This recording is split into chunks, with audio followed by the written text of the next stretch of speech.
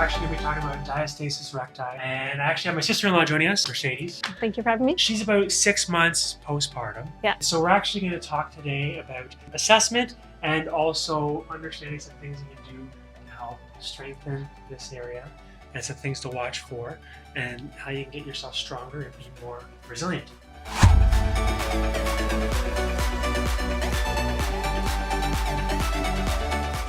So one of the key things to note, and specifically, we were talking before the video about coning or doming. Right.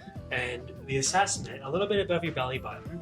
And so if I pour your hand, right, you take a little bit above your belly button and work your way up. And what you want to do is you feel those six-pack muscles, if you will. And what you're going to do is actually, you can raise up as if you're about to do a sit-up or a cone. And what I want you to think about is when you're there, as you assess, look up and just raise up a little bit. And you want to see if there's any bulging and what the distance is between those six-pack muscles. And so right now, you want the distance between to be smaller than those two fingers. Right. So, and we're also looking for any bulging, any coning or doming, and we want to notice any differences so that we can know best on how to help. Right. Okay. So the first thing I'm actually going to talk about is what's called 360 breathing. And we've discussed this a little bit in the past, but this is really key in terms of you learning how to draw your belly button in and let things sink in and get used to your diaphragm and what's called your TA muscle or your transverse abdominis muscle, which is a corset that sits around from the front all the way to the back, and you learning how to cue it that much better. So with this one, what you're going to do is actually perform sets. And let's just go ahead, position your fingers, right? You get a great hand placement. Now what I want you to think about is drawing your belly button in and pause for 3 to 5 seconds and then come out, right? And it's important to breathe with this. And as you do it, you're going to do 8 to 10 reps with this. So let your belly button drop and notice how she gives herself feedback on the edge of her ribs and her abdomen and drops down. So with this 8 to 10 reps, you're going to hold it for 3 seconds when you come in and get used to cueing that corset around your midsection. So the next one I'm going to teach you is actually just what's called a leg march. And what you're going to do is still give yourself the feedback with your hands like this. But what you're going to do now is try bringing this knee just up and elevate. And the whole time you're paying specific attention, not letting any doming happening. And also if I was to slide a hand underneath here, you want to maintain that neutral arch of your spine and not be letting your low back flatten out against the table. And so you can see as she does it, uses her hands for feedback, comes up. And with this, I want you to do 10 reps. So you're going to raise each leg 10 times off of the table, and that is one set. And ideally, 2 to 3 sets of this when you're working with this movement.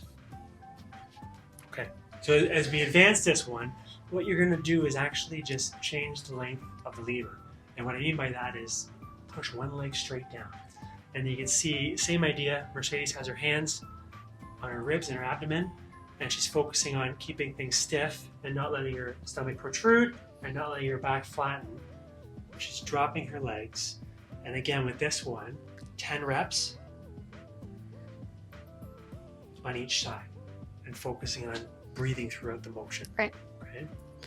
The next build on this one is actually making things a little more difficult. Same thing Mercedes is set up here, and she's actually going to extend her leg and she's going to bring it up and then back down. That is 1 rep on the right side, and progress the same thing on the left.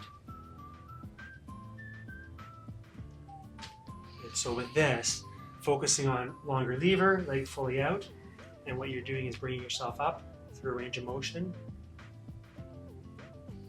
10 reps for at least 2 sets on this one. So as things have gotten easier and you've progressed and you find those movements less difficult over the days that you've done these exercises, I want you to do the more advanced version and try this. So I'm actually going to have Mercedes keep her hands on her abdomen, and now she's doing the basic version of the Deadbug. Just dropping down, and again, keeping that small hollow on her low back, not letting her abdomen protrude. And with this, she's going to start with 6 to 8 reps.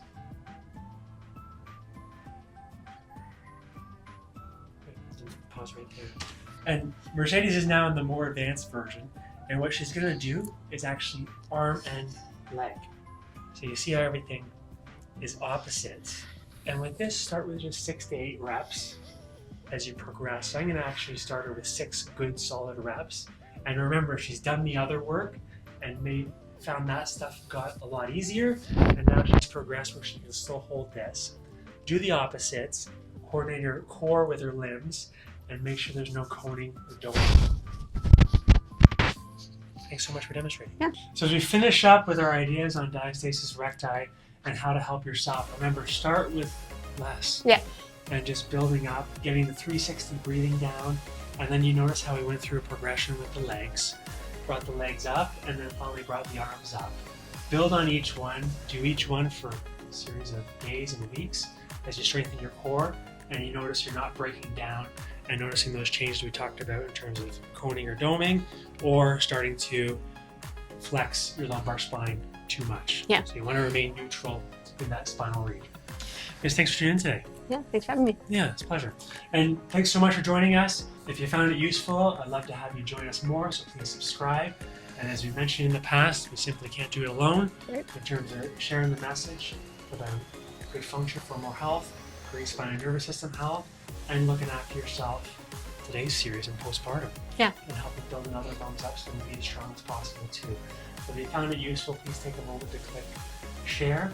Or if you know another mom who could benefit directly, grab the URL and share it with them too. We really appreciate it. Might as well sign off. Yeah. We'll see you guys soon. Bye for now.